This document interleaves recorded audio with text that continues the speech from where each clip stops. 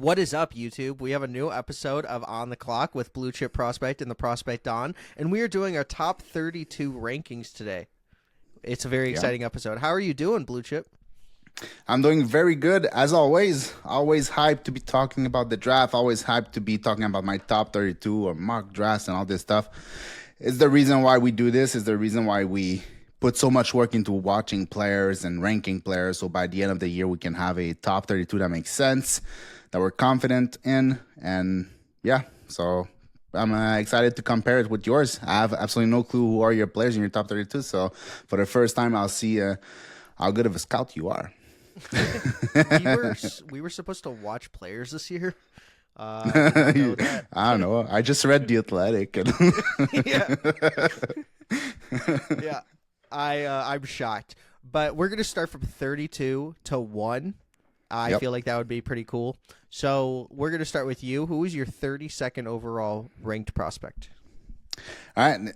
Like this position, number 32, 31, it's always like the hardest every single year because you always have like a little bunch of players that could fit into your first round, but at some point you have to choose only one. But there was so many players. There was like players like Riker Lee, Alexander Jarovsky, Ivan Ryabkin, who made it all the way there, Milton Gastrin, which I'm sure you have in your top 32. Like there was many players, but I ended up putting at number 32, Max Psenishka, a big right shot defenseman, standing at 6'4", who can move. Doesn't have a lot of offense in his game, not all that much, but solid first pass, solid defensively, good feet, physical, big, rangy defenseman, type of player that you know can play at least on your bottom pair, maybe number 4 in the NHL, but still, by the end of the first round, there's not a lot of upside. So you can choose either risky players like, let's say, a Jacob Wozniak, or you can go with a player that have a safe floor, but might not be as high in your lineup. And I went with Max Psenishka. Well, I went with Jacob Wozniak, 32. Well, he was the last one at number 32 when I decided to put Max Psenishka. It was actually Jacob Wozniak that was there that I kicked out. I just really like his game. I like his upside. Obviously, one of the things that scouts were saying at the combine, as well as back in December, was that his engagement level was not fully there, and also he looked bored out there. He said that since December he was actually working on that. I see very third line, probably not upside, but his floor. His upside could be top 6, but I also don't know necessarily. So I'll just designate as middle 6, which is kind of boring. But I like how he plays. He was really down to earth, really good to talk to. I think this is kind of the right range. He was somewhere that could go from like 22 to 40, where there's kind of a batch of those players that could probably 26 to 40. So the rankings are probably going to look a little weird, but it's also anyone can go anywhere in this specific draft. I feel like there is a clear drop off. For me, I feel like from number like 25, 24, something like that, all the way up to like 45, they're all players that can fit in the same tier. Like I've been saying that for the last couple months. And it's true. Like I could redo my list right now, and I'd be comfortable with any of my player all the way up to number 45, which is Cameron Schmidt. And he could go as high to as like number 25, 24. So it's all the same tier. It's like there is depth in this draft. Like at the beginning of the year, or even up to the middle of the year, I thought this draft was boring and that like I didn't like the depth of it. And then the more I watch players, the more I analyze players, and the more I was like, yeah, well, in the end, there's some good players to be taken by the end of the first and beginning of the second. Yeah, I completely agree. I think it's one of those classes that it was a little underrated in the beginning, where everybody was saying it's not as deep, but I actually disagree with that a ton. So I know Chris Peter hates it. Like he does. every podcast that I listen to him is like, I can't wait to go on the next year's draft. I hate this draft. And it's like, I feel it's not that bad, but it's not the best either. Last year was definitely more interesting in my opinion, but I think it's just the talent level at every tier was a tier higher. That's the thing, but it doesn't mean there's no depth. It's just anyway. So number 31, who do you have? I have Jack Murtagh. I Yep. it was between a lot of guys here. Obviously, I think it's really hard to get down to the nitty gritty of your top 32, like we had said. But I like Jack Murtag's game. I think he's very projectable. I really liked watching him during summer scouting and, some of the things he does internationally. And I think that this guy is just going to be a really good center, in my opinion. He Hmm. has size. I think that he has a good skating, good scoring ability. I think that he kind of reminds me of like Dave Bolland a little bit. So I feel like that's just kind of a guy that I would want on my third line, maybe fourth line, bottom Yeah. six for sure. And he's kind of a safer player. So at this range, you kind of just want NHLers. Yeah. Maybe you I go have for. Go ahead.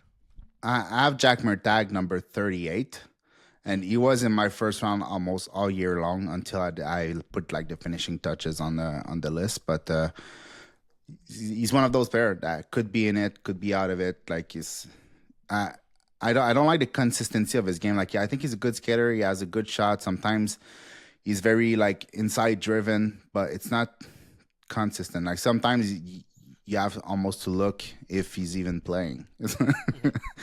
And that's a little bit of problem because it's something that's hard to fix. So yeah, me at 31, I have Kurban Limetov, the Russian defenseman, left shot defenseman, 6'3", incredible skater for his size, a lot of speed, a lot of agility. He's a little bit chaotic in the way that he plays, though. It's especially on the offense, he's very aggressive. Like he's not afraid to go from the blue line to deep into the offensive zone. Uh, and on defense, he's very aggressive on the puck carrier. He's very physical. He uses his skating to match up the players and hit them hard. It's always hard to like all the players that play in the MHL or the players that play like in the J20 and stuff like that. It's hard to judge because when you look at the game, there's just so much space on the ice. It's completely different. But I think he covers a lot of ice really quickly. Like his game needs polishing, but I think there's a significant upside with him. Like I'm not saying first pair, obviously, but I think there's some upside as a number four defenseman with Kurban Limitov. Yeah, I have him on the cusp. He's in my top 40, top Yeah. 35. He did not make it to my top 32. Maybe if there was expansion teams, he would have. Hmm. But yeah, I like his game. I think he has a ton of upside. I think, he probably goes in the first round, in my opinion. Yeah, you think? I think so. Same with like a player like Boumediene.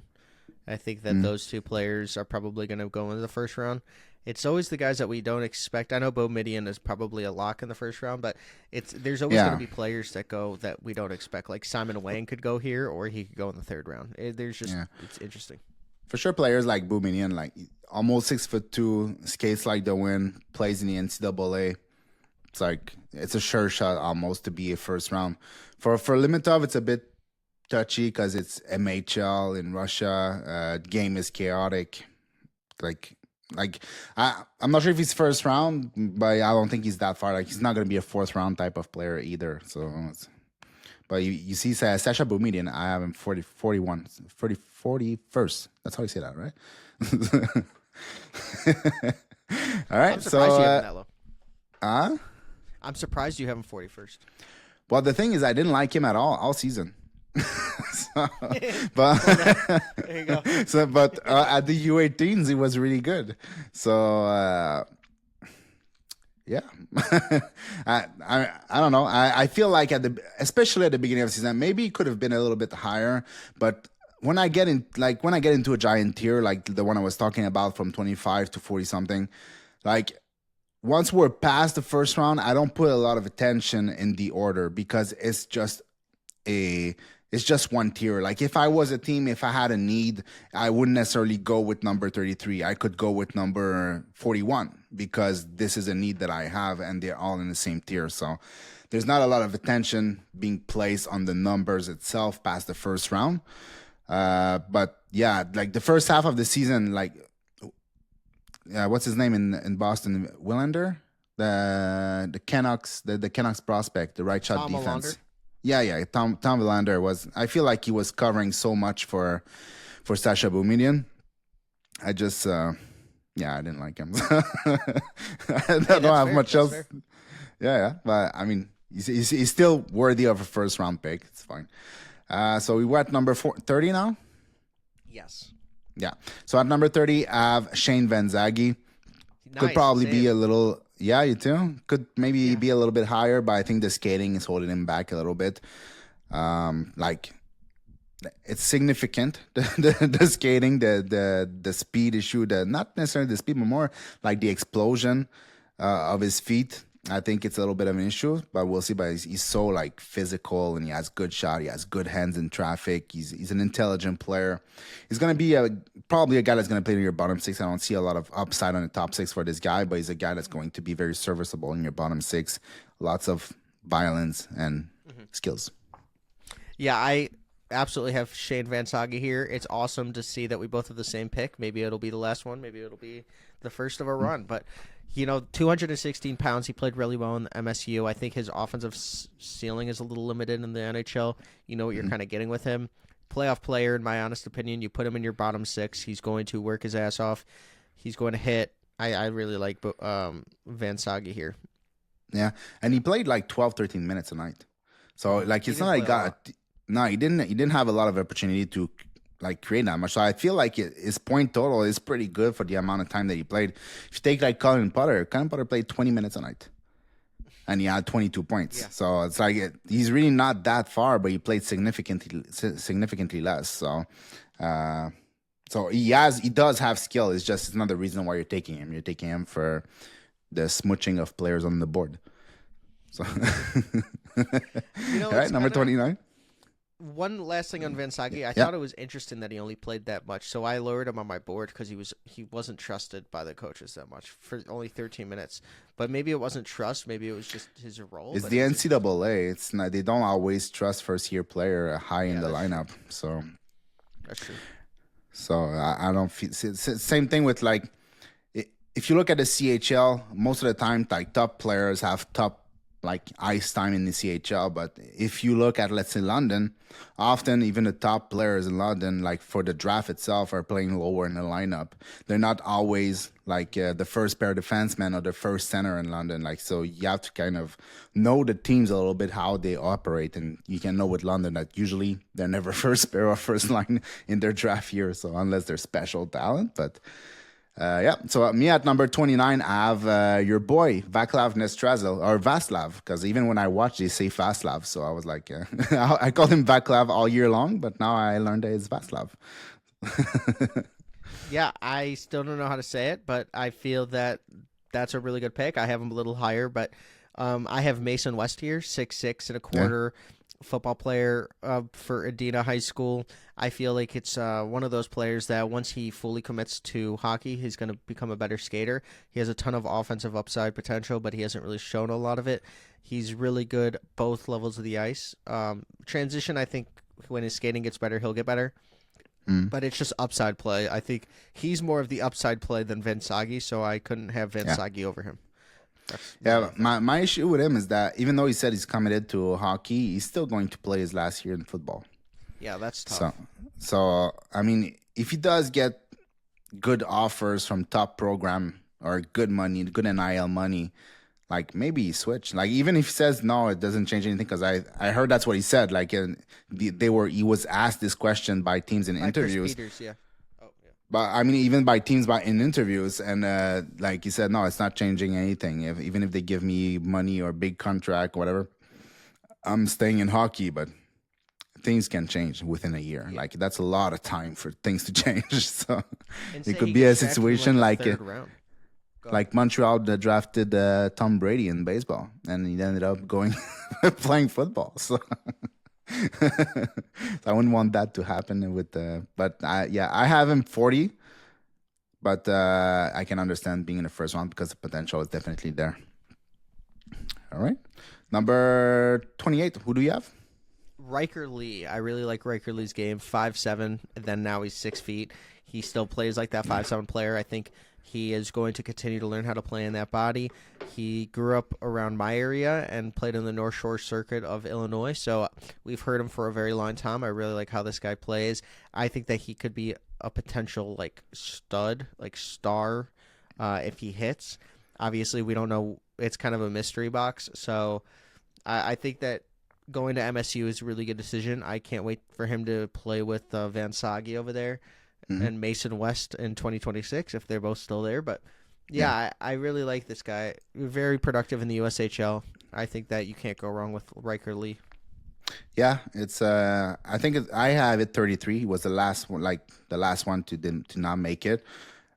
Mostly because I feel like he hasn't figured out what to do when he doesn't have the puck.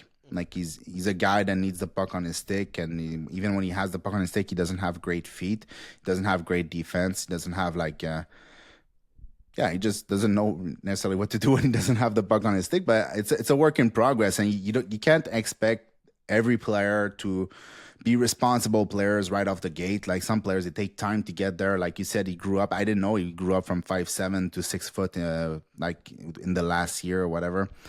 But like the skill level is so obvious with Riker Lee. Like he has top 15 for sure type of skill, like the shot, the hands, the vision. It's all there. Like the offensive skills are really, really great. It's really just about like finding a big game, being able to be useful on the ice when like pucks isn't going in, and trying to like be more serviceable defensively and physically and stuff like that, which is something that can definitely come with time. So I don't think the issues are that big. It's just the feet were my biggest issue, I would say.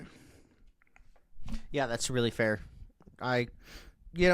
It's like you said, he had kind of top 15 skill, but you just got to hone it in. And as soon as you have that with your new frame, you got to learn how to play with your body. We learned Lyndon Lekovic and Beckett Seneca both have to do that as well.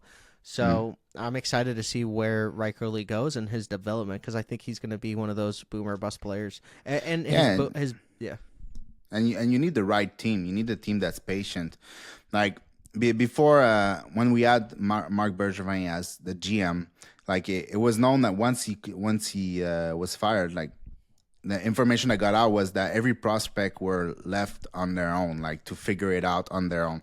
The Montreal Canadiens were not necessarily really that, like they weren't there to tell you how to train, how to eat, how to get better at this stuff, or like what to work on your game or whatever. They were letting the player like develop on their own, which is a terrible way to manage your players, in my opinion. So like it's one of the first things that they changed when the new front office came in with Jeff Gorton and Kent Hughes. Like they put in place a like player development program with like some of the top like development people in the world. So yeah, I don't remember what I was saying now. Yeah, because all that to say that I feel like Riker Lee needs a team that will help him get there. Like there's a significant step that he needs to take to be the type of player that he can be. So if you just leave him on his own, I don't think he will get there. He will need a team that will support him and tell him what to do. Me at number 28, I had Colin Potter. So different type of player. Definitely the boots are not a problem. They're really, really good. Same thing. Very, very good skills. Great shot. Very fast player. Like one of the best skater, if not the best skater. It's just like, I think he measured at 5'9.5" or something like that at the combine, which is like, there's not many 5'9" players in the NHL. There's like 12 or something like that. So like he has the talent to get there. It's always like the way I say it in my top 32, my personal 32 is that you're basically starting your at bat with 2 strikes. So and then you have a cutter coming your way. So figure it out. It's like that's the way I see it. That's a good one. Yeah. So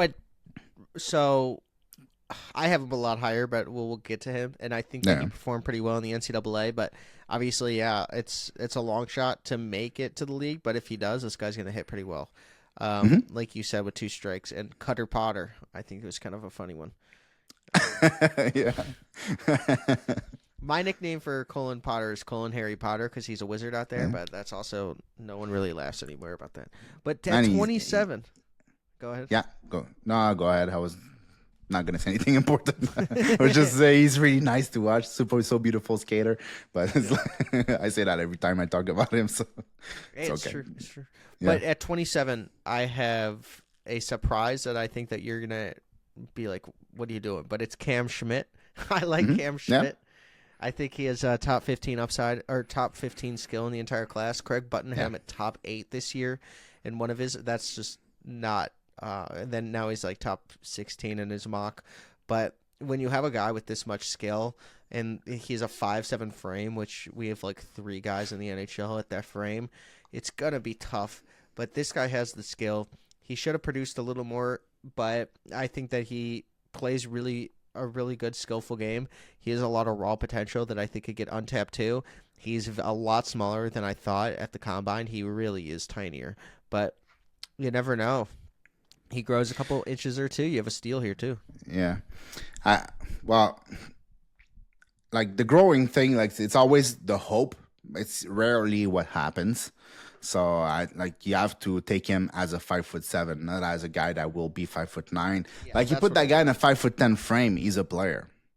But in a 5'7", 157 pounds or whatever, it's a different story. Like you said, there's like 3 players.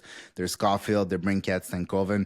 You could say that Caulfield and DeBrincat were like much superior player in their draft year. You could say that Logan Stankoven was a little bit hard to figure out because it was it in the COVID years when he was drafted? I think so, no?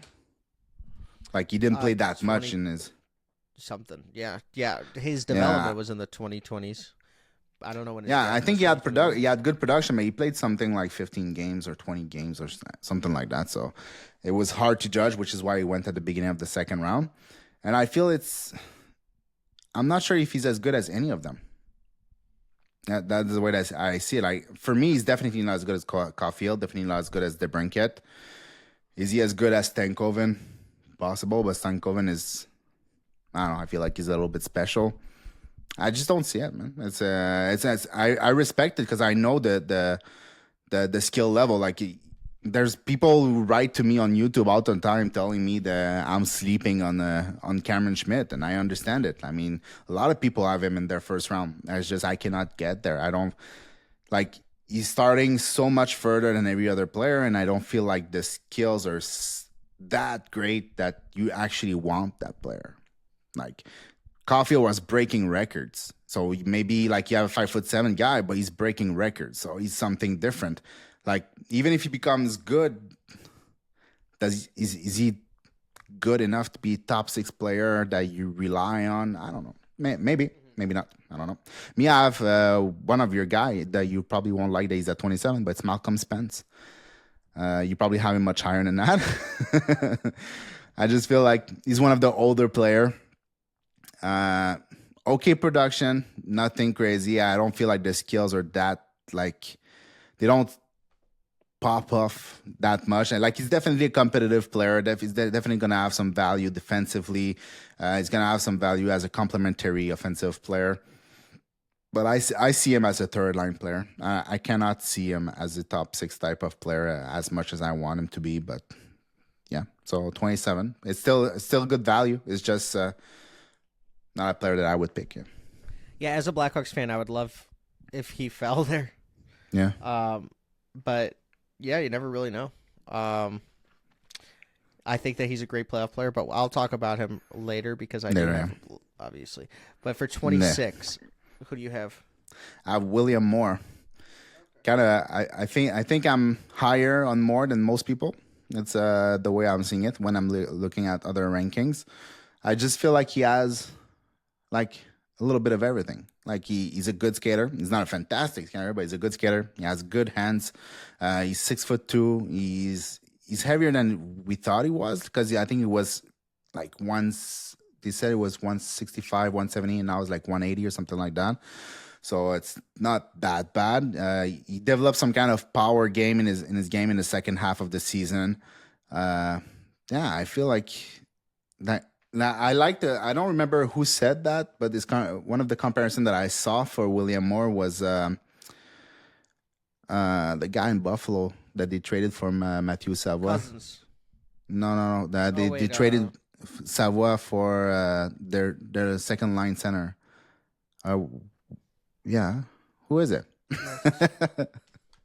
Ryan. Anyway. I can't remember. So, give me a second. No. Yeah, exactly. McLeod. Okay. Ryan McLeod. So like it's a player that's like 40, maybe 50 points, like but has wheels, has size, has value defensively, can do a little bit of everything on the ice. Like not a foundation type of guy, but a guy that will help your team. So that's about how I see it with William Moore. Yeah, that's a good one. When I saw him at the combine, he was a lot smaller.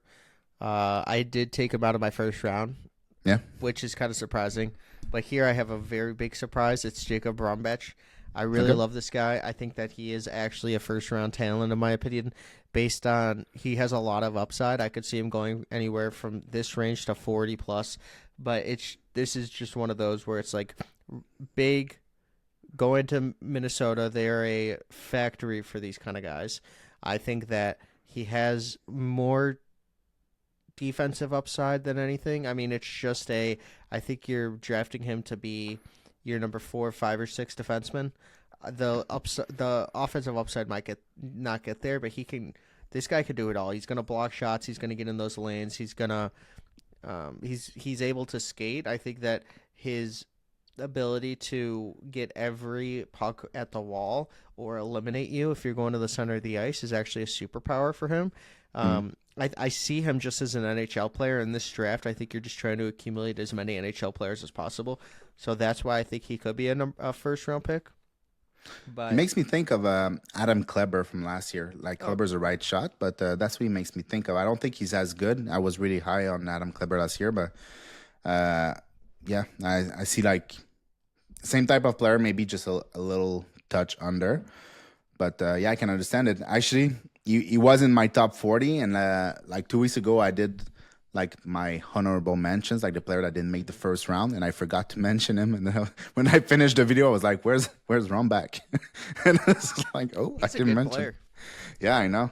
Yeah, I know. It's good, and there's I don't know, man. This year, there's a lot of big defensemen that can skate, man. It's like they're not all super talented, but like there's players that might fall to the third round, fourth round, like Sean Barnhill and stuff like that. Like those players, they can skate. They have like a 6'5" frame, and like there's tools to work with. They're probably not top 4 player, but there's tools to work with. So yeah, like Kettles and there's exactly.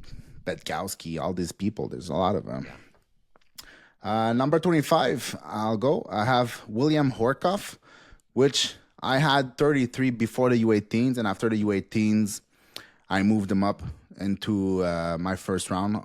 Basically, the way I see it, he was like in the middle of my big tier that goes from like 24 to 45. And after the U18s, I decided to move him up like at the top of that tier because I felt like, yeah, because I felt that's what he deserved. I really liked his game. Like the feet are probably a little bit of an issue, but he has size. He knows how to protect the puck. He's physical. He goes around the net to finish plays. He's an intelligent player. So it's gonna take some time for the feet to get there, but yeah, and you have to take some swings, I guess, and that's a little bit of a swing. I like the Williams coming off the board for your squad. Yeah, back to back. I have Václav Nestrasil here. Yeah. I feel like this is a good range for him, and I hope that he's still on the board at 25 because I want the Blackhawks to take him. But he's just one of those guys that I really like. I've always liked in this class. Mm-hmm. So, yeah, I really do like him. I think that, like we said, 4 brothers that he grew up playing hockey with. One of them was drafted, Andre, to the Red Wings in the 3rd round. This guy's 6'6", put up really good numbers this season on a championship team. I really just like his game. Yeah, he's raw, but there's definitely potential, something to work with. Like, I have him in the 1st round too, just a little bit lower, but it's not a big difference. All right, number 24, what do you have? For number 24, I have Ben Kindle. I really like Ben Kindle here. The thing is, he's smaller. Like I went back and forth on like him, Rezhny, Coots, and Potter, and all these guys. And the thing was, like, Kindle is so clutch that he has to stay in the 1st round. If you watched his overtime games, like he's had like 5 overtime game winners this year, which was absolutely incredible. And his playoffs, he was always scoring a goal in the playoffs. He really good kid. I got to talk to him a long time at the combine. Way to sit down. He didn't move up in my rankings or down or anything like that, but I just really like his game. I think Calgary could take him at like 21, staying at or not 21, 24 or something like that. I think this would just be the good pick here. Kindle is a really good player. He is not the best skater, under 5'10", which kind of pushes him down, or he's 5'10", but kind of pushes him down for me. But he has the talent to be a top 20 player in this class. Yeah, I agree. I have him 23, so just one spot over you. At number 24, I have Jack Nesbitt. So I'm like, two big players back to back with that. Like Jack Nesbitt is an impressive player. Sometimes it's not always consistent, but there are games where you watch him and he's pulling moves that you don't expect from a player like that. I think he's really really good along the board. The way he just find ways to protect the puck, get the puck loose, bring the puck to the inside, either by a pass or bringing it himself. He doesn't have great feet, a bit like Will Horkoff, maybe even a notch down. I'm not sure. It's hard to say at that point. But it's a player that I like. He's a center with size, with grit, with physicality, but also some size. Like he's not just a banger. He does have playmaking ability. He does have vision. He does have good hands. It's not always there, but there's something to work with. So you try to take his best element and make them better so he can be good at the NHL level. But it's a player that I like. I had him much higher than that before. I had it, I think, all the way up to 16, and then dropped him up a little bit. That was a bit too high, I think. Yeah, and we actually flip-flop Kindle and Nesbitt because I have Nesbitt here. Okay. Or the next pick. But yeah.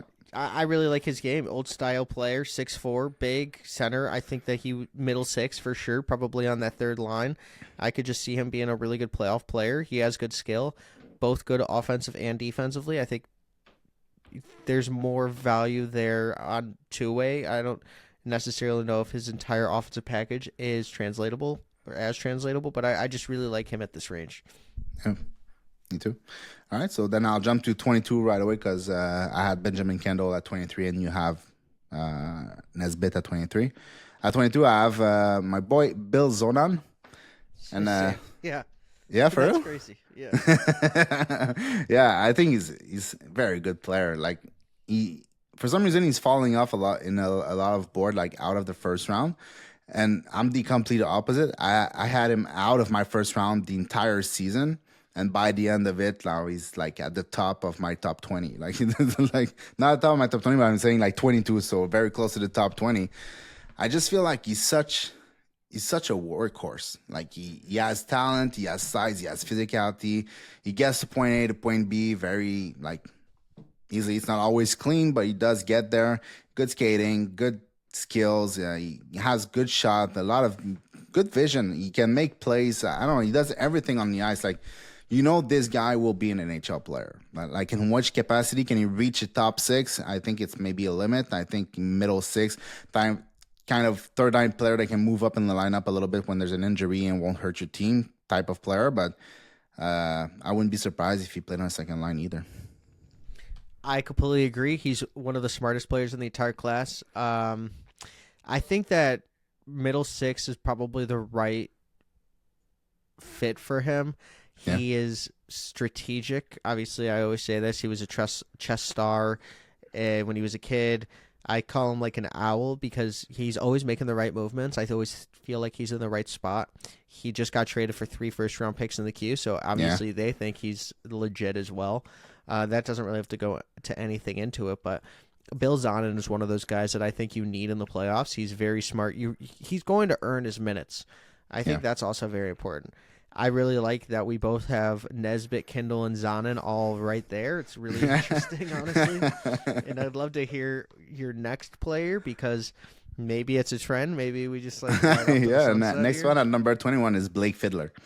Okay. It's no, not you. No, we're not continuing the trend. Sadly, I have Rejny. Yeah, do you have Fiddler in your first round? No. No, okay. Yeah. Okay. Well, I feel like of all the big 6'3", 6'4" right shot defenseman, he's the one that needs the less amount of work to be an NHL player, and probably the one that has the less question mark to be a player that can play in your top 4 at some point. I don't feel like he has high upside in the sense that he's going to be a number 2 or number 3 or something like that. But I see him as a number 4, but does have physicality, can move the puck, a good first pass, defense with intensity. Like does all the right things to be like an insulator for a more dynamic, like left shot defenseman on his side, something like that. I don't think he's going to be the guy that's going to transport the puck from D zone to O zone. That's not really his game. But he does have some move at the blue line, can create some offense. So I think like there's more than what we've seen. Like he put up like 33 points, something like that, like 33 points in 60 something games, which is really not that much. Especially in the CHL, but I feel like he has a little bit more than that. He could like put more points on the board next year. Yeah, and when you have 6'4", decent feet, good range, it's a safe pick. It's not a pick for upside, that's for sure. Yeah, the thing about Fiddler for me is like I didn't really see him as a top 4 player. I could see him as like a 5-6, but the thing is like if you see him as a top 4, then that's just a guy that should be in this range.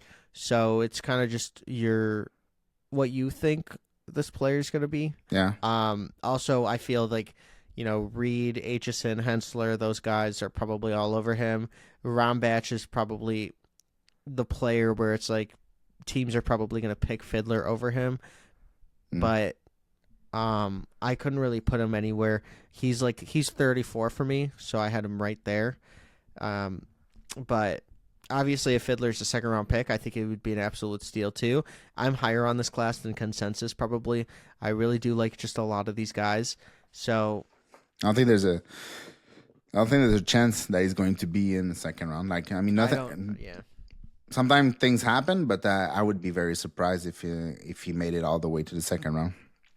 And this was because, like, I put Mertag, Van Sagi, West, and Leon, and also probably Schmidt, because a lot of people might not have that, and those guys are probably going to be second-round tweeners as well, so that's kind of why he fell for me. And also, I'm really high on Vaslov, which you are as well, but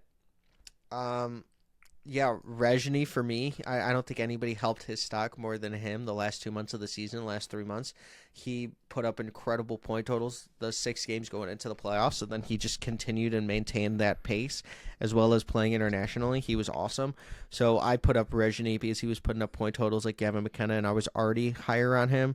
But he's my second ranked, or he's my second off the board of the 5'10" players, and there's multiple, like there's 2 more coming, or Coots is not 5'10", but yeah. Well, I put in Coots there, but under 6 feet forwards, I feel like Rezhny is kind of just in that spot. So, yeah. Yeah, well, you have Rezhny at 21 or 20? I have him at 20. I have him at 22. So, call Rezhny 20. I think he's really good. And that's the thing. My problem is the 5'10" and the feet that goes with it. Like, too many times you can see him getting the puck in transition in the neutral zone, gaining the offensive zone, but with a player on his back, like a player completely catching him up, locking him up, and then like he's a very smart player. He finds ways to get out of that, either by spinning back or dropping a pass to a player, like a trailing player or something. He finds ways to distribute the puck no matter what. But in the WHL, he gets caught up all the time by players. So what is it going to be at the NHL level where players are like so much bigger, faster, stronger? So so there's a reason why he's at 20, because honestly, like even if we put Coots in there, I think Rezhny is the better one of all those players. Like Potter has the same type of potential, but he's a very different player than Cole Rezhny.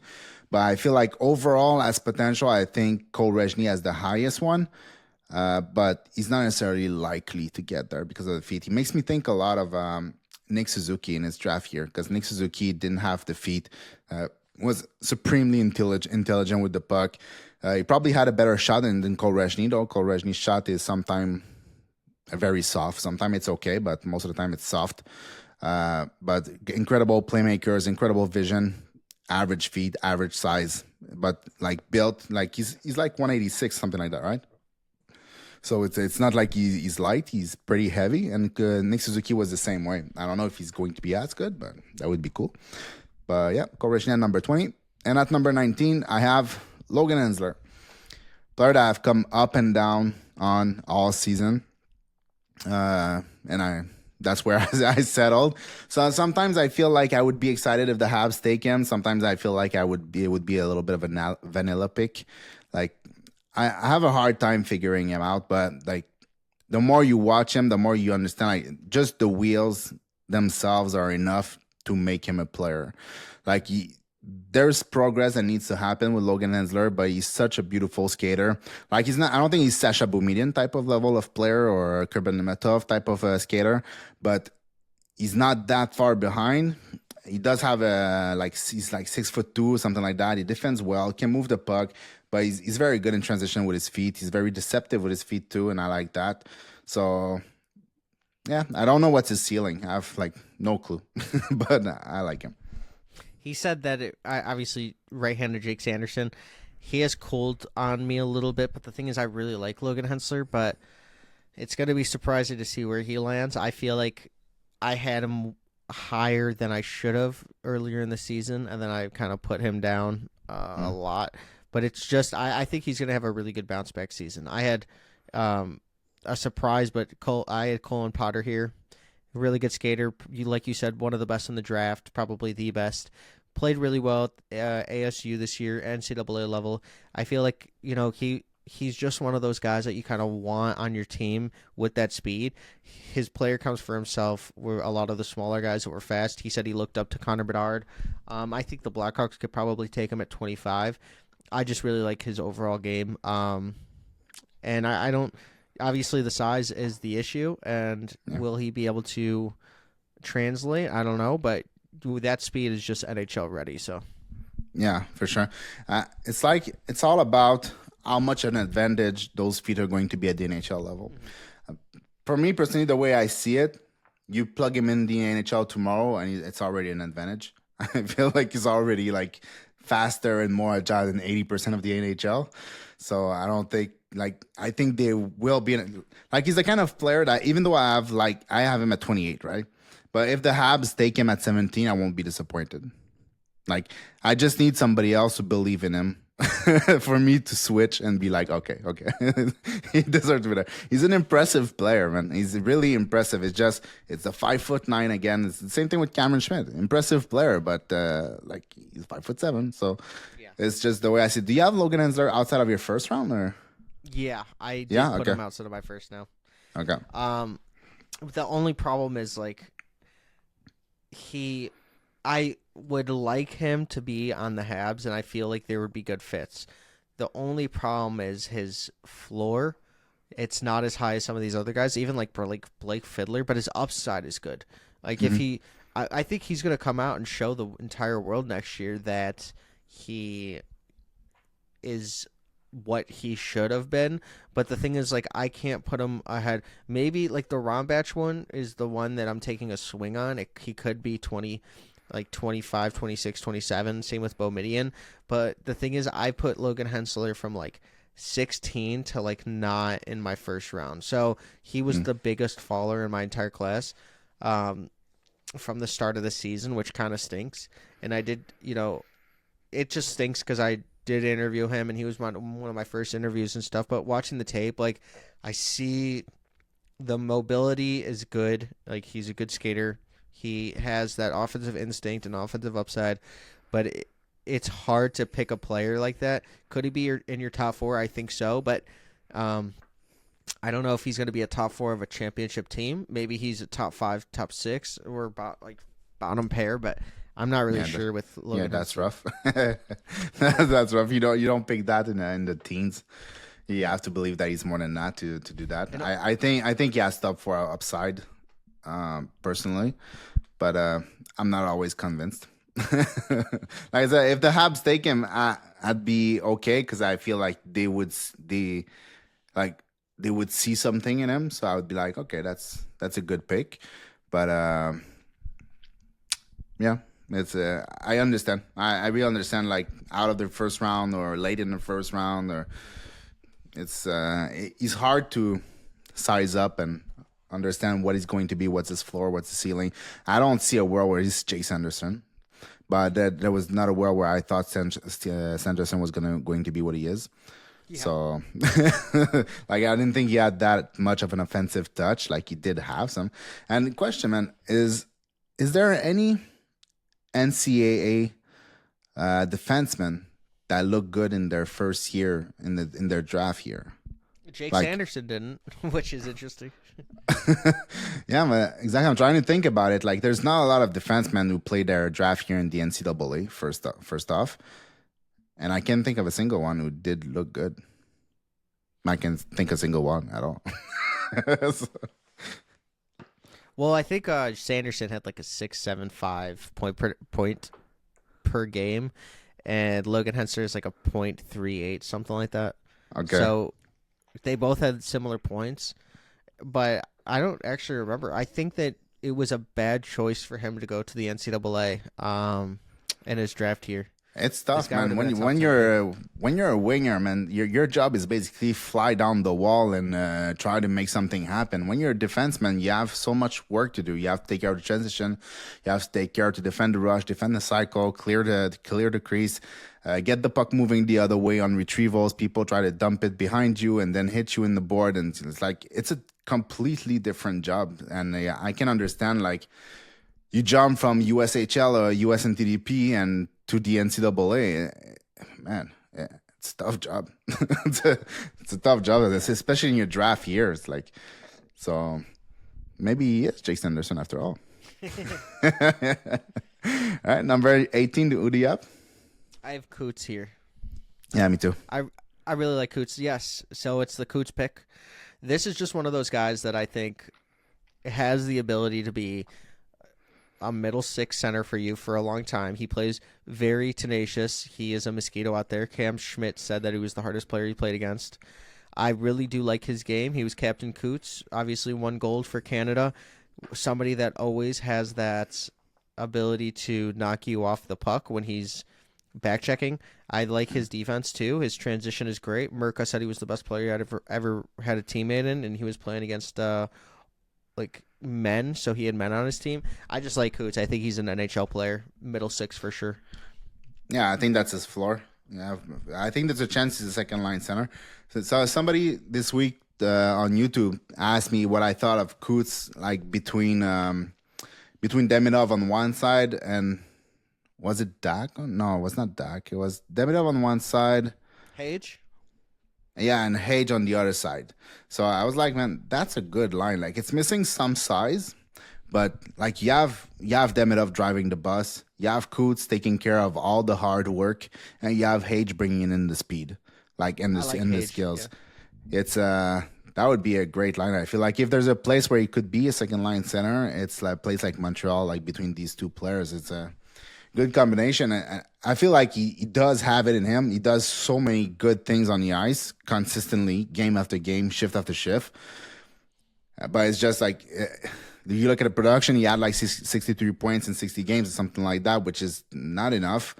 And like a lot of people will say, like, I get that a lot of people tell me, yeah, but he played in Seattle. And you're like, yeah, but you take Lyndon Lakovic, he played in Moose Jaw. And Moose Jaw is worse. Is worse by a lot, and Lakovic had more than a point per game. So yeah, but I do like Brendan Coots. So next at number 17, I have Cameron Reed. Cameron Schmidt. No. Cameron Reed. Yeah, defenseman. As I said in my video, I feel like if that guy was 6'1", 6'2", or 6'3", would be a top 10 pick all day. He's a great skater, great four-way mobility. He's competitive as hell. He defends well. I mean, though he's not the most competitive, the most physical player, he defends really well. Move the puck really well. In the offensive zone, he does have like creativity and the puck skills to open up lanes and go down the board a little bit, find the back door.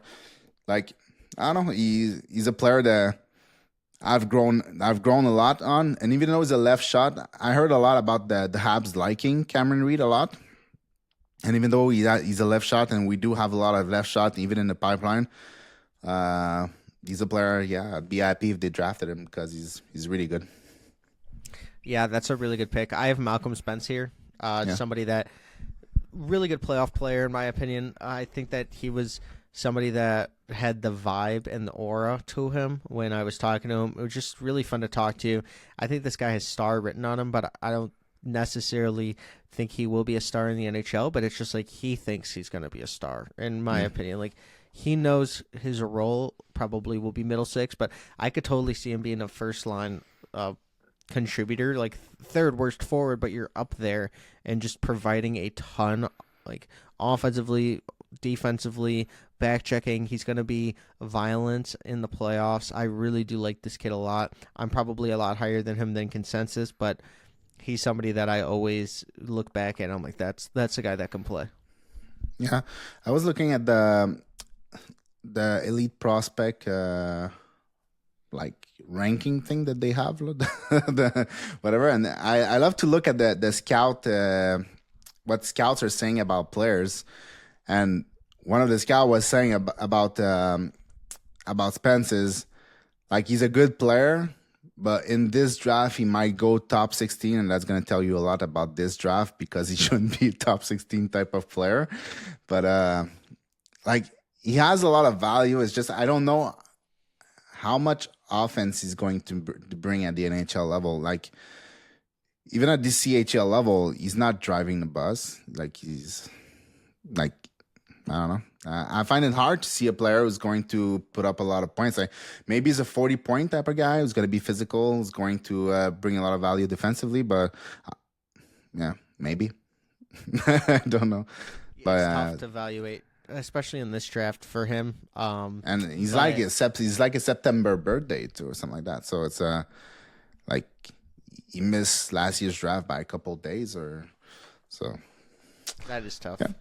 Yeah. All right. So number 16, who do you have?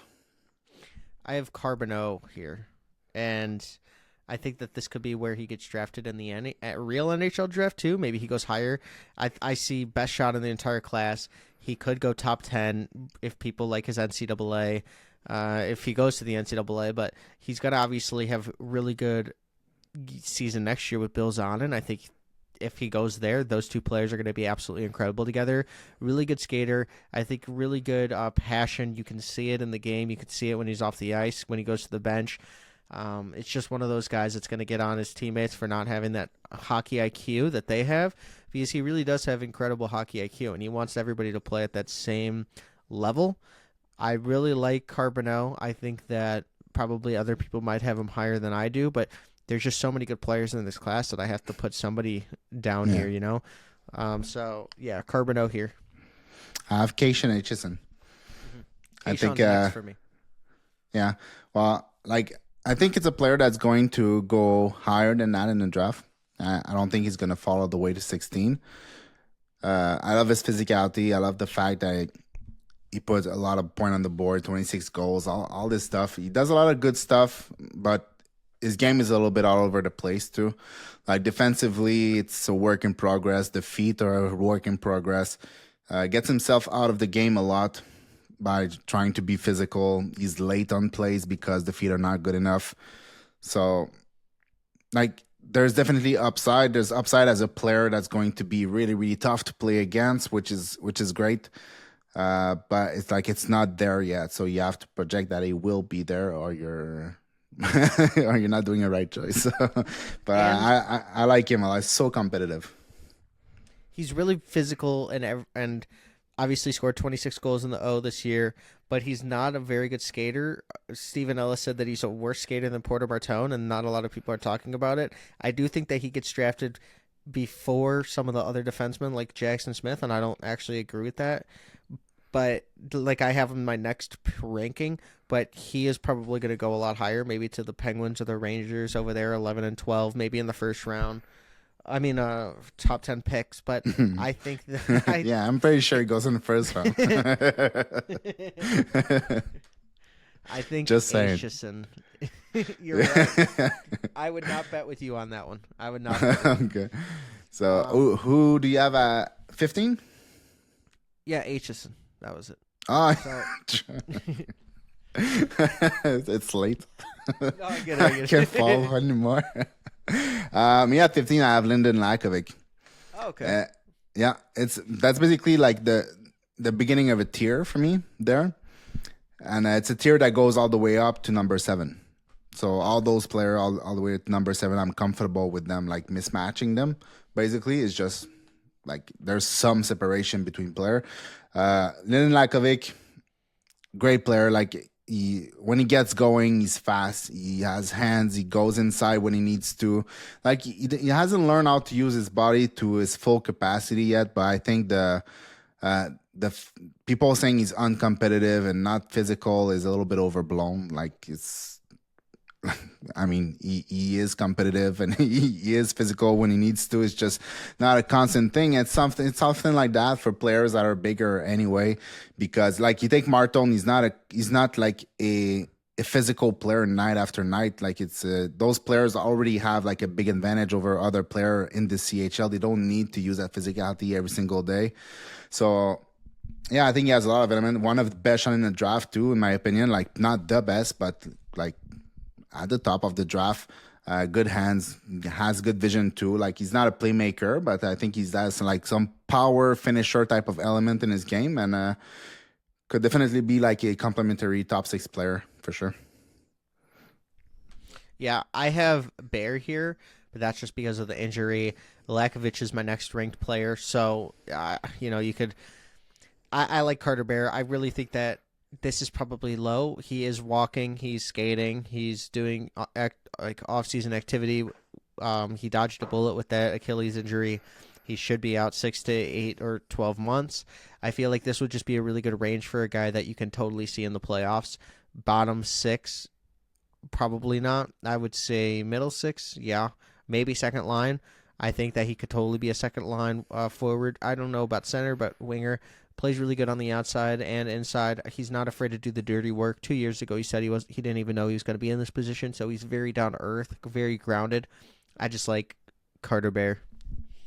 Yeah, I like him too because I have him higher than that. At number 14, I have Brady Martin. So not as high as everybody on it. I feel like the U18s like brought like somewhat of an overcorrection on his ranking. Like most people had him outside of the top 16, and all of a sudden he's a top 5 player. So, but I still think he's really good. I don't think he will be able to do what he does in the OHL at the NHL level. He's gonna have to like pick his spot, like I was saying last time. Like nobody plays with the physicality that he has because it's just not efficient at the NHL level. But he has some skills. He has creativity. He can finish around the net. He's a good passer. He has a lot of element in his game to be a top 6 player that can bring the boom whenever he needs to. Type of playoff player. Like people a lot of time compare it to Sam Bennett, and I understand it, and I feel like it's a great comp. But like the way I say it is basically. Like there's 2 Sam Bennett. There's Sam Bennett in the season, which is a 50-point something player with physicality, like serviceable player, very good top 6 player, but not a star by any means. And then you get into the playoff, and all of a sudden Sam Bennett is an MVP level player. It's like it's not fair to think that Martin is going to be an MVP level player just because he can hit in the OHL. Like like there's not many player who project as top, like as 50 points player that all of a sudden become MVP player. There's like Bennett and maybe Justin Williams back in the days. So that's about it. So, Game 7. So yeah, Mr. Game 7. So like, I think Martin has like the 55 point type of player that he's going to be, but I'm not sure he's like the MVP Sam Bennett type of level player, which I think is what like people are tagging him with. So. Yeah, and for me, Lakovic, he is a 6'4" player that probably is like a 5'11" winger in his mind, and he doesn't play with that body Edge. yet, and I feel like that is going to come. When he first got into the WHL, like I always reiterate, he didn't know how to play that full 200-foot game, and this is kind of what shows in his game. He is very skilled.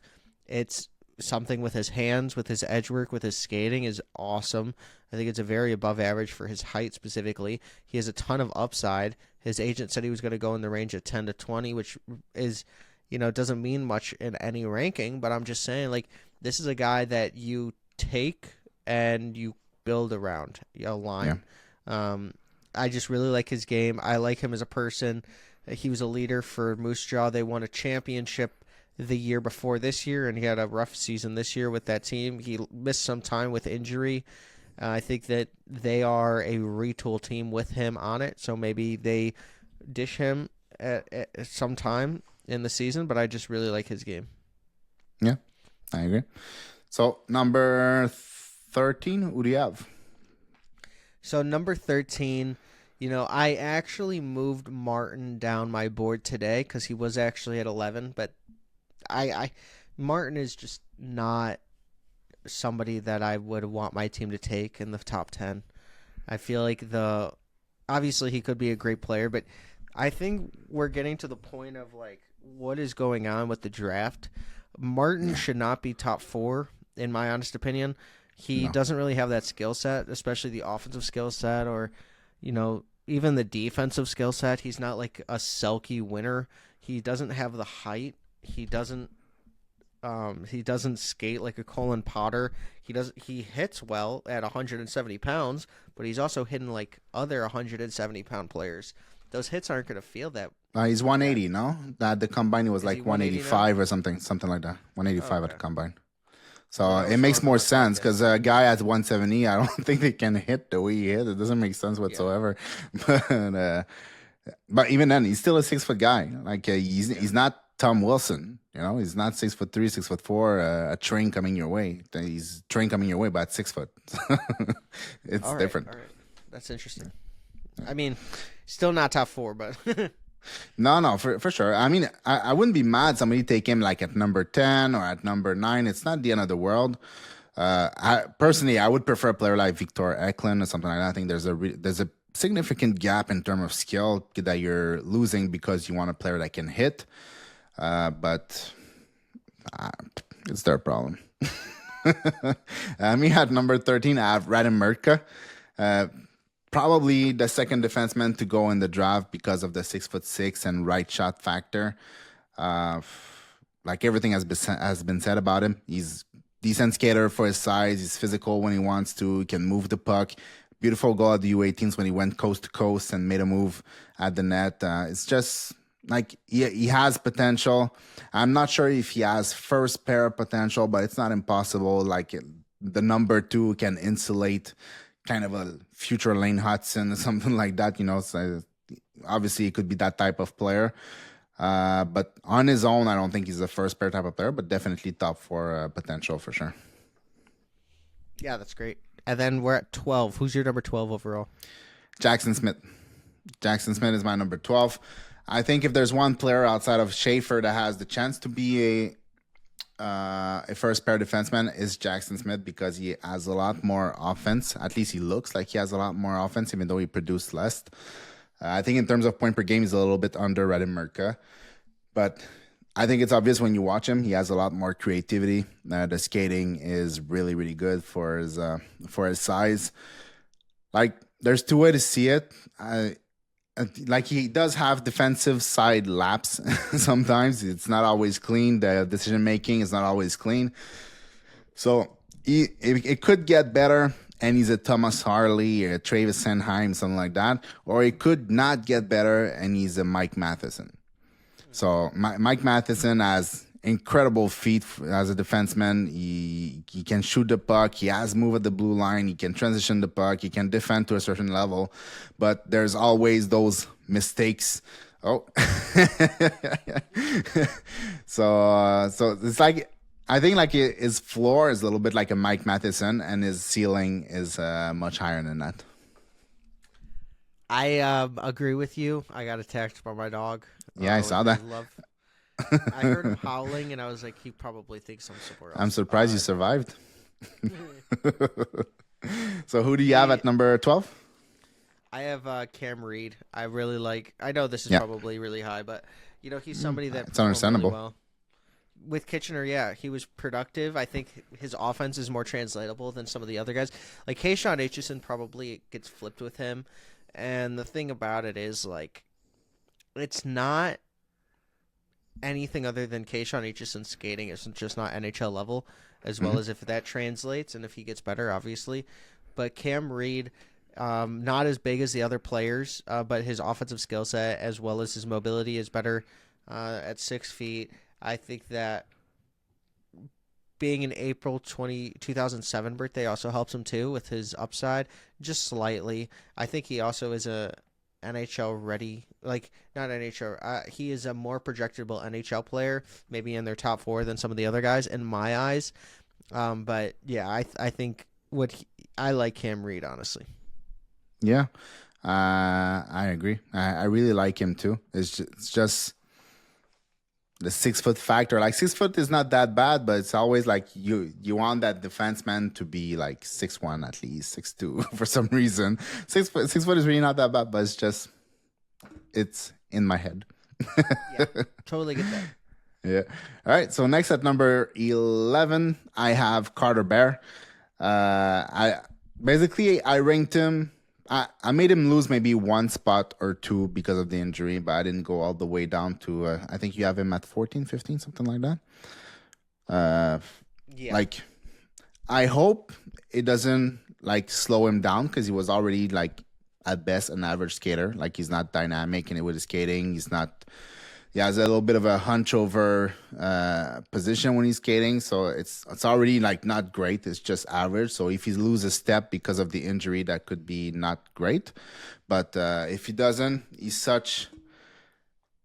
so intense. Every battle is personal. Like I like it. Like he's not afraid to be physical. He's not afraid to go in front of the net. Like so many of his goals, when you look at the goal map and the shot map, it's all around the net. He's sneaky good backhand. Like so many plays where he brings the puck inside and goes on his backhand and score, or at least get a very good chance from the backhand. Like he's underrated playmaker.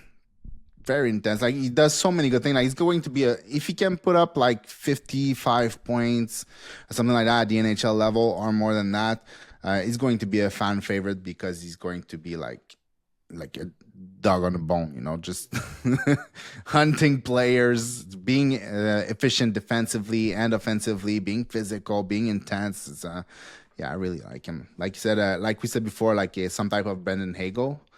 And if you can become something like that, maybe not the 90 points type of Brendan Hagel, which it's hard to project a player that way, but that would be great, yeah. Yeah, he's a really great backhand. That's an underrated aspect of his game.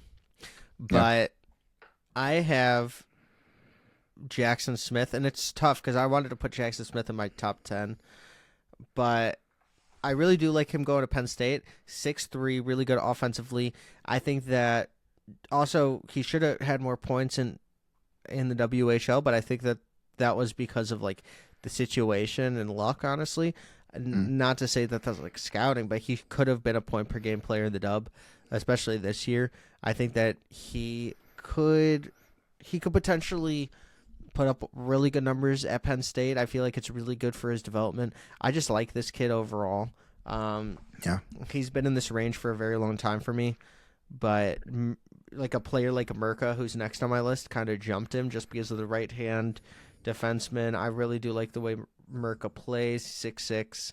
I think safe for projection, that's for sure. Yeah, that's what it is. Yeah, because I mean, Jackson Smith is an impressive player to watch, but some of it is not going to work at the NHL level. Like there's a lot of plays where he just like he uses skating at the CHL level, which is normal, but like he just slices through every players in the neutral zone, gain the zone, and then use his hands to fake players and deep players, and then just shoot the puck. It rarely goes in or something like that, but like he often does that play in transition where he just go through everybody on himself. At the NHL level, he can't do that. Like there's no way unless you want to look like Mike Matheson and then lose the puck, create a turnover, and then you have an odd man rush. So if that's what you want to do, okay, I understand.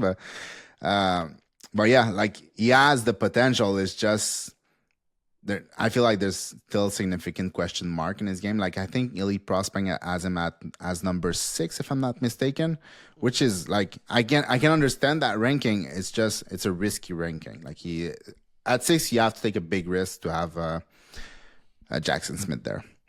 Anyways, so now we get into the top 10. Is that it? Yep. Yeah. So me at number 10, I have Mr. Anton Frondel. I've been saying it all season. Huh? What? That's surprising. Yeah, it is for you. For me, it's not. he's been in that range about all season. I had him like maybe as high as number 8 or something like that. But yeah, I feel like the major element of his game is his one-timer and his ability to find soft ice on the ice, or maybe also to jump on rebounds to scores. But like the playmaking is very limited. Everything that he does is all short passes. There's no like big creation of plays and stuff like that. He doesn't skate all that well. He's already physically mature, like at 205 pounds, 6'1". So yes, he's playing against men, but he's playing against men as one of the bigger men. so yeah, he's strong, but I mean, he has he has the physical maturity for it. He has good hands, but like it's not like it's impressive. He's not a highlight reel type of player. It's a very simple game. Like I see him a bit like I said Sean Monahan at some point, but also it could be a Bo Horvat. You know, Bo Horvat is that type of player where has value defensively, big body, strong, wins his battle, doesn't skate all that well, but skate well enough for the NHL.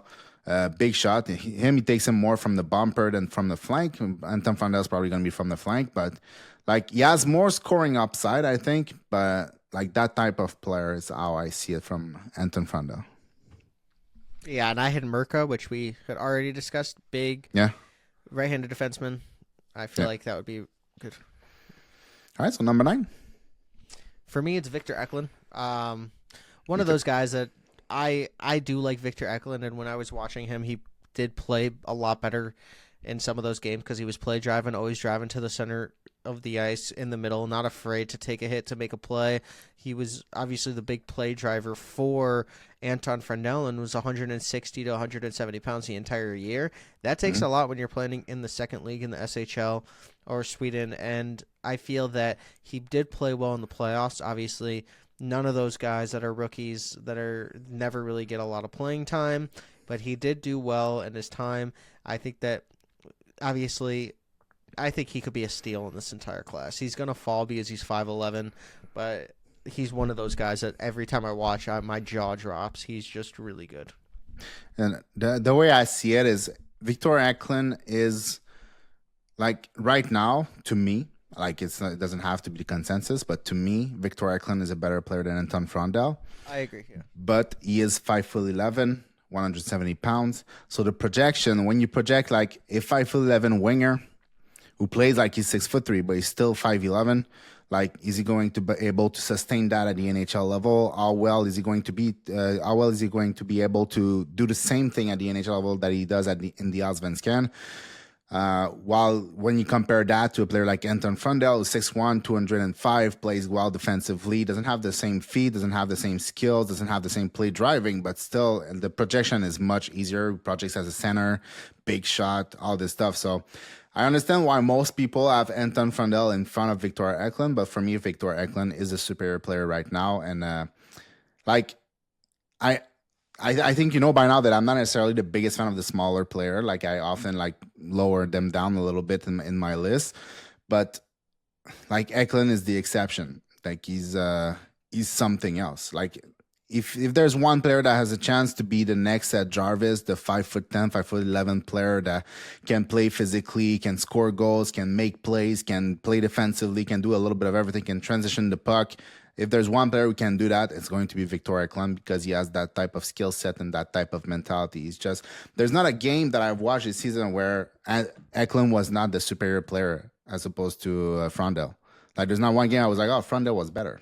No, every single game, Eklund was better. I didn't watch all games, so I don't know, but the ones that I've seen, that's the way it was. So even though the projection is a little bit more complicated, I still believe he's the better player. Yeah, and that's what's tough about watching him. in putting him in this spot because I obviously do have Frondell a couple spots ahead, but it's just because of every Swedish player that played against him told me he was the best player they've ever played against. There's something that he's doing that's not showing up on stat sheets, not showing up on the in my tape and whatever. So, you know, obviously he's going to be a top 3 pick. That Cam Robinson actually just tweeted that it's a locked in that he's a top 3 pick. He's either going to the Sharks or the Blackhawks. So there's a reason. I might be watching him for the next 15 years, so I'll find out soon. But yeah. Yeah, but I think he has like a very, very safe floor. So there's that too. We took floor last time. Like, we should have taken Ivan Demidov. If we would have taken Ivan Demidov, Frondell would have looked so much more enticing. But then you take a safe player, you take another safe player, and how many first and second round picks do you need? Like, it just doesn't make sense. But as you said, there's something that doesn't show up on the stat sheet, and it's not that it doesn't show up on the stat sheet because everything's showing up on his stat sheet. Like, he has 28 points in 29 games or something like that. It's incredible production. It's right between Elias Pettersson and Nylander. Alex Nylander? William Nylander. Alex Nylander was not that great. So, yeah. So I mean, the production says that he's a future star. But when you watch him, you don't see that. But maybe I just suck as a scout. I don't know. I mean, Elite Prospect has him like 13 or something like that. So even lower. There's ranking who has him even lower than that I've seen when you look on Elite Prospect, like all the rankings. So it's not a consensus. And even when you read what the scouts are saying about him, some say if you're expecting more than a second line shooter, you're going to be disappointed. And then there's also the guy who says this guy is going to be a stud in the NHL. So it's like, we'll see, I guess, in a couple of years from now. I would bet that he's going to be a very good player, but I would bet that he's not going to be a star.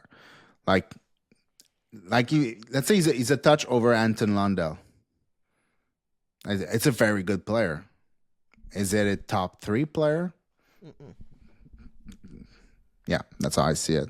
Like, I don't see the Barkov and stuff like that. So, but it's been a debate all season for Frondell. So I'm done with this debate.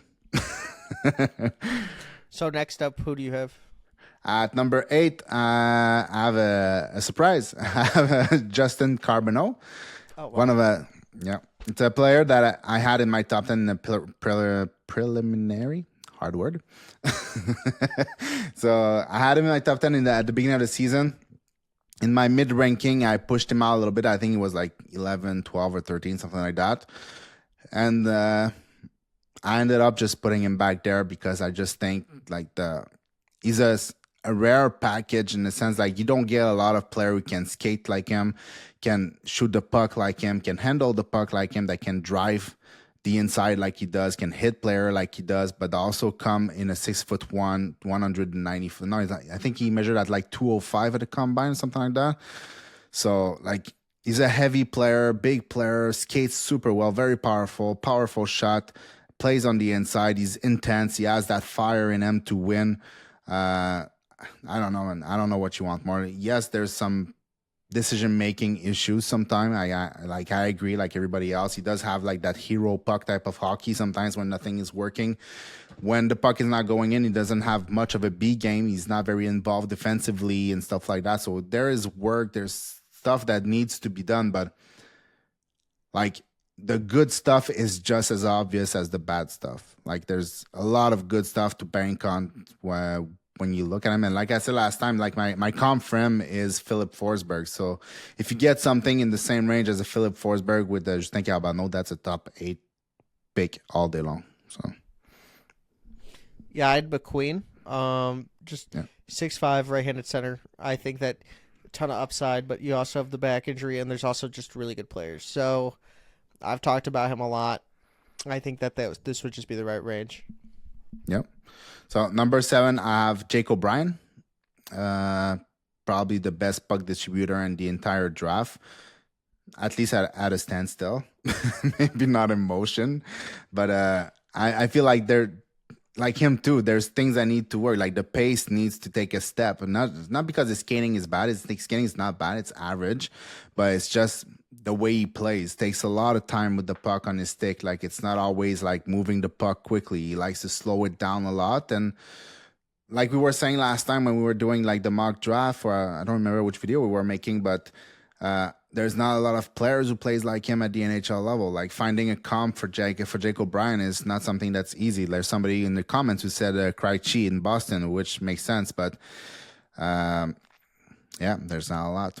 So even though the skills is obvious, deceptiveness is obvious, a lot of stuff is obvious, there's still something needs to happen to make him an NHL player. Yeah, I also have Jake O'Brien in the slot. Really good playmaker, really good skater, in my opinion. Has like 6'2", right-handed center, good upside. I think he's going to be a top 7 pick. So this is, you nailed it. I think that this is going to be where he goes in this range. And I think he should, because very good upside, in my opinion, and he's raw, and his point production was incredible. Yeah. All right. So next, number 6, I have Roger McQueen. So you had him 7, you said? Or 8? 8, yeah. Yeah, so me, I have him at 6. I don't have any medical report.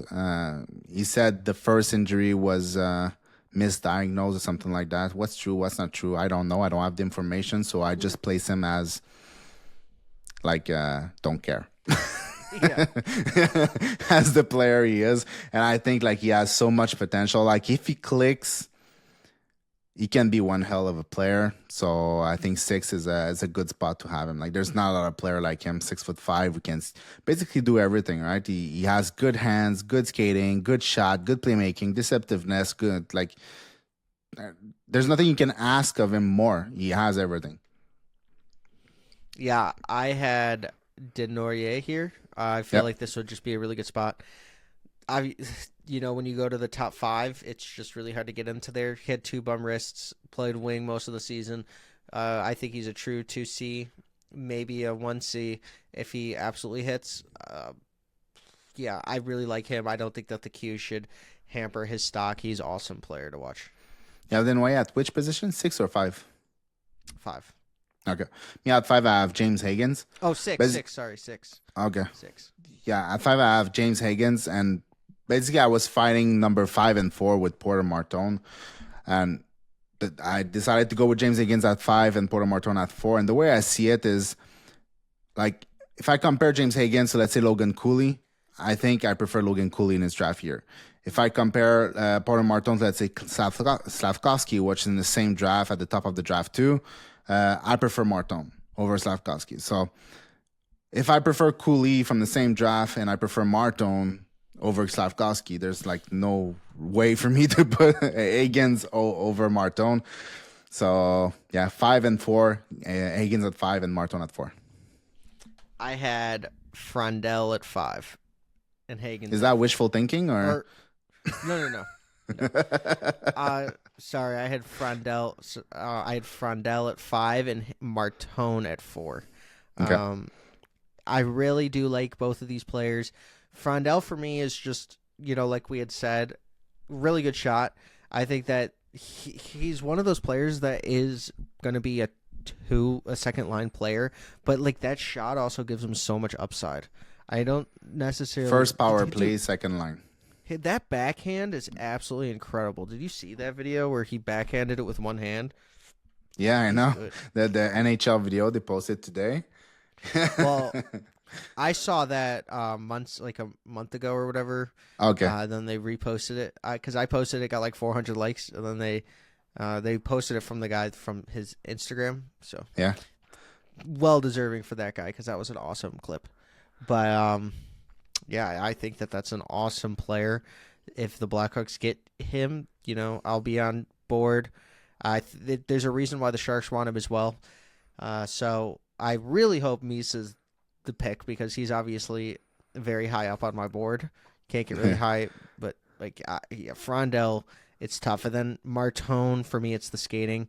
Obviously, you can't really get higher than 4 if you're Martone anyway, because I think Hagen's fall is not fair for him. And I think Hockey Canada loves this guy too. He played with the men. He played really well, and you saw the pace of play. He did not falter under that pressure. So, yeah. Yeah, anyway, I think the skating issues for Martin's a little bit overrated anyway. Me too. Like, yes, the first couple steps are slow and he needs to take a step there, but I don't think it's that bad, and I think he compensates with the speed of his execution anyway. But, yeah, so we're at number 3? Yes. Yeah, number 3, I have Caleb Desnoyers. Basically, everything that he's done, like, for me, like, it's almost a sure thing that James Higgins will be more productive at the NHL level. Like, there's more chance for James Higgins to be a point per game player as opposed to Caleb Desnoyers. But I think Caleb Desnoyers will bring more overall because he's bigger, he's going to be stronger, he's going to be more involved in the play along the board, behind the net, battling defensively, supporting his defense. Like, there's a chance that Higgins is a winger, and even if he's a center, he's not going to be a physically dominant center. Like, there's no chance.